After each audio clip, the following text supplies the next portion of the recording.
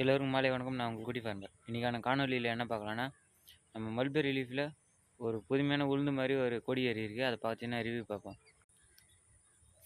இது பார்க்கறதுக்கு நம்ம உளுந்து மாதிரி இருக்குது, ஆனால் இது ஏதோ ஒரு கொடி. இது எனக்கு என்னன்னே தெரில. இது வரைக்கும் நான் பார்த்ததே இல்லை. இது எப்படி வந்ததுன்னு தெரில. இது வரைக்கும் நம்ம கழனியில் இது மாதிரி வந்ததில்லை. அச்சாசில் அப்படியே உளுந்து மாதிரியாக இருக்குது.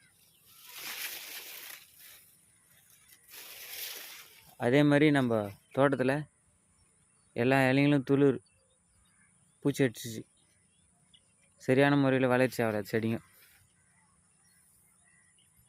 இதுக்கான காரணம் இலைப்பேன் தாக்குதல், மாவு பூச்சி தாக்குதல். அதனால தான் இந்த மாதிரி எல்லாம் ஆகுது.